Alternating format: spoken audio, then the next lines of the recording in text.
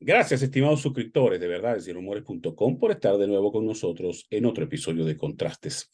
El plan de Nicolás Maduro y Manuel Rosales, que busca implosionar la primaria presidencial, entró en una nueva fase.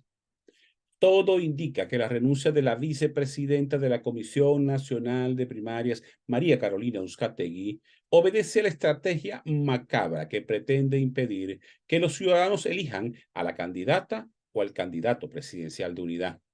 Frente a esta estrategia, el resto de los integrantes de la Comisión Nacional de Primarias debe actuar con firmeza e inteligencia. Doblegarse ante las pretensiones de Maduro y Rosales no puede ser una opción. De esta primaria no solo depende la designación de una abanderada o abanderado de la unidad opositora, sino también la urgente y necesaria renovación del liderazgo en la lucha de la oposición. La Venezuela democrática exige enfrentar con decisión cada una de las acciones de quienes son enemigos de la primaria. Lo lamentable es que Manuel Rosales esté del lado del oficialismo en esta estrategia. La historia lo juzgará con mucha fuerza porque no está apostando al éxito del país, sino a la victoria del chavismo.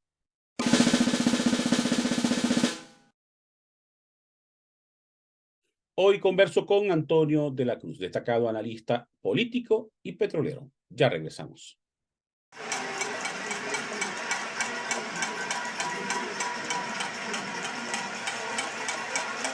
Independencia y pluralidad son parte esencial de los medios de comunicación. Por eso, desde hace 10 años, nuestra filosofía en Verdades y Rumores se basa en independencia y pluralidad. Creemos en denunciar la corrupción y arbitrariedades del chavismo, pero también creemos en denunciar las atrocidades de algunos opositores. Creemos que una verdad, por más dura que sea, es más saludable que una mentira prefabricada.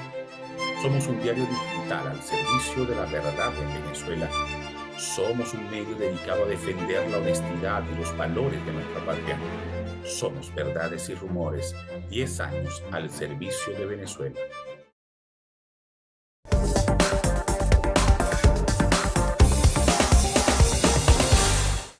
Hoy converso con un amigo, Antonio de la Cruz, analista político y además experto petrolero, y un amplio conocedor de la situación venezolana, a pesar de que tiene muchos años viviendo en el exterior. Antonio, muchísimas gracias por haber aceptado la invitación a participar en Contrastes.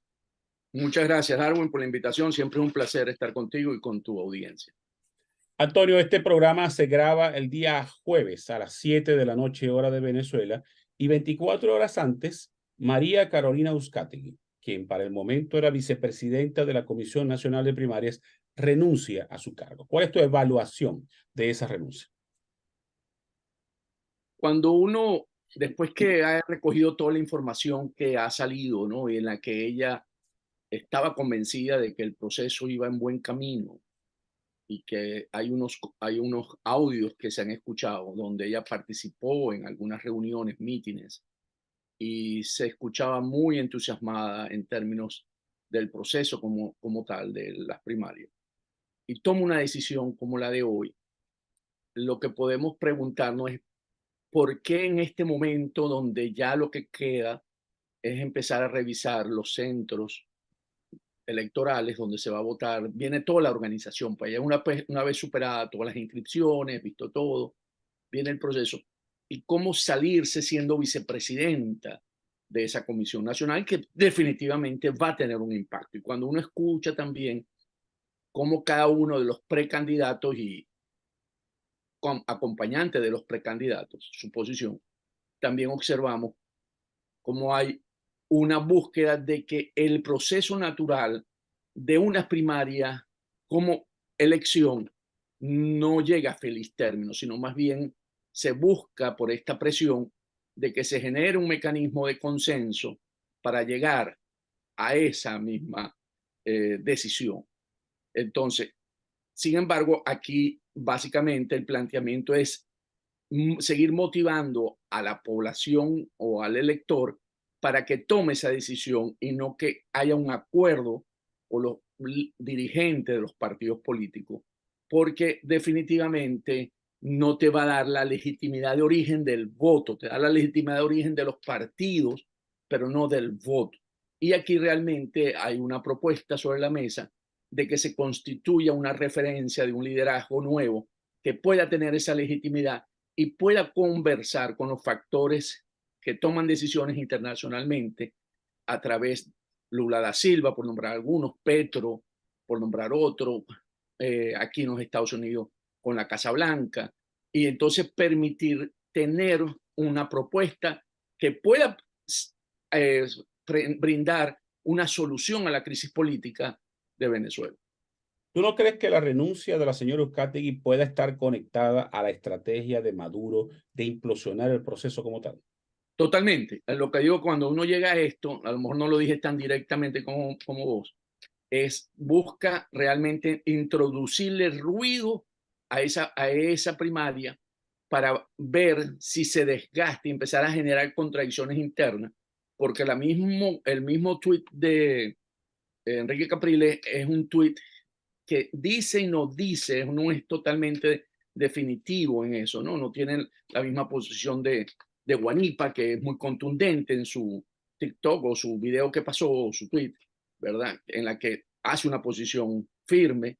En el caso de Enrique Capriles, que mucha gente hoy vincula a María Carolina, se ve como que sí hay una intencionalidad de generar eso que hablamos, de buscar una solución más por consenso y debilitar la búsqueda de un candidato por el voto popular.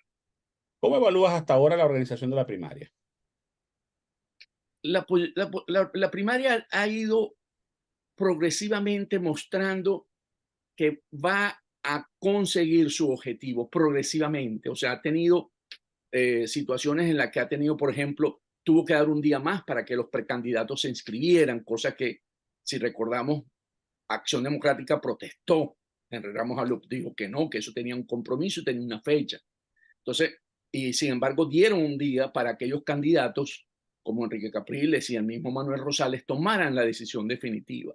Y bueno, ahí se decantó, ¿no? Manuel Rosales nombró un sustituto y Capriles sí entró, vamos a ponerlo así, cuadró como cuando los caballos se metían, acordemos la carrera de caballos, cuadraba, ¿no? Que se salía y se metía y al final cuadraba. Capriles cuadró.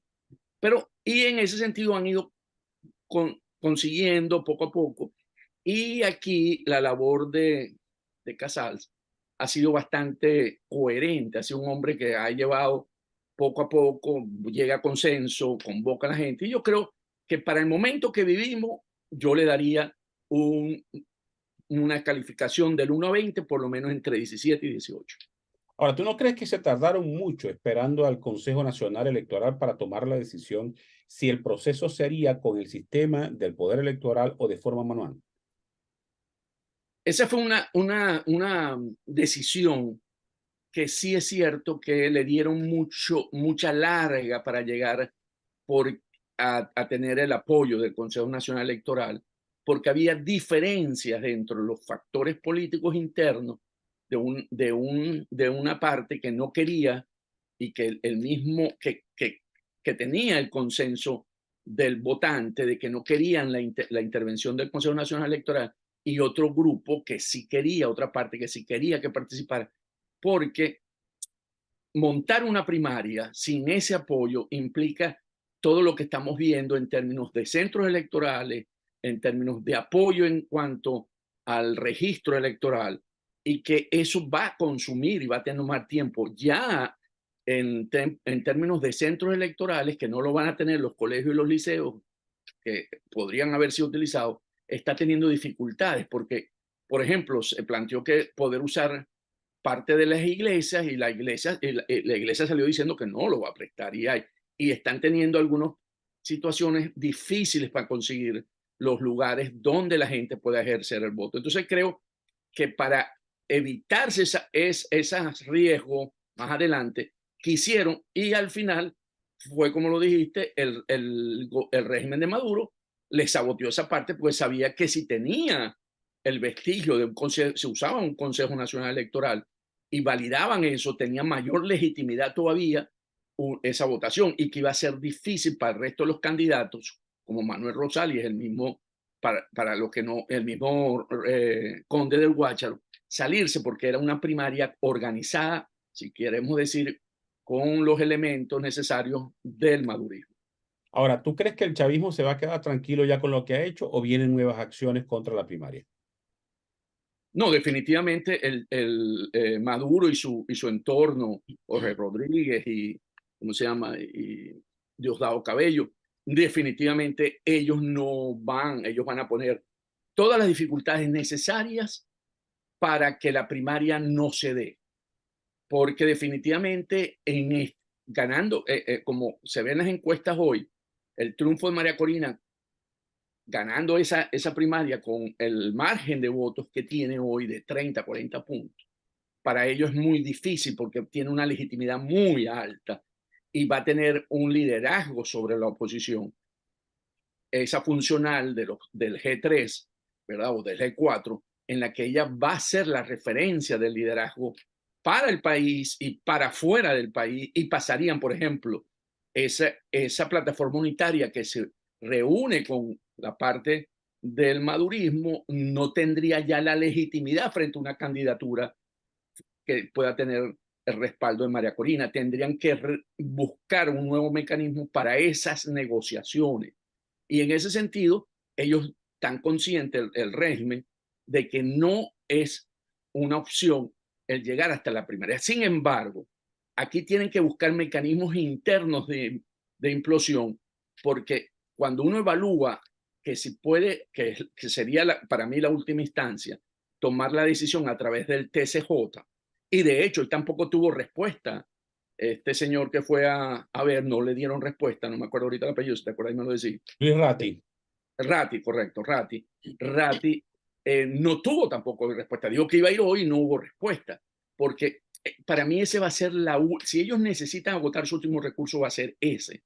Porque hicieron un intento a través de la inhabilitación con María Corina Machado y eso le salió el tiro por la culata. O sea, tuvo una respuesta internacional muy fuerte en la que más bien saben que no les resultó. Y anular la primaria con un dictamen del TCJ va a tener una respuesta similar y va a tener posiblemente presiones que ya pasaron con María Corina, pero anulando la primaria van a volver a tener y va a ser difícil para seguir buscando un camino en la que Lula y Petro quieran seguir blanqueando ese rey. Ahora, ¿por qué el crecimiento? ¿Cómo entender el crecimiento de María Corina? Si revisamos las encuestas, de las encuestas de enero hasta las últimas encuestas de junio, principios de julio, la diferencia es abismal. ¿Cómo entender ese crecimiento? Es una excelente pregunta, porque como dices tú, en febrero, las primeras que yo vi fue en febrero, en enero, bueno, sí, pero en febrero cuando ya arrancaron, que decidieron, tomaron la decisión de ir a una primaria y la tomaron todos los factores democráticos, las mediciones todas estaban muy parejas. Podemos decir, cuando se dijo partida, cuando todavía no había la elección, pero partida, salieron todos en los primeros 100 metros, cabeza a cabeza. Cuando uno vio esas primeras encuestas, 8, 10, 11, 12, estaban por ahí, pero todos uno con otro. Pero después empezó a desprenderse María Corina Machado. Y ella empezó a atraer el voto que estaba cansado de ese liderazgo del G3 o del G4. Veníamos de la implosión del interinato y había un rechazo a esa política de acuerdos de cúpula de cogollo en la que hacían una y se hacían zancadillas y no hacían. Y entonces eso desgastó a ese liderazgo.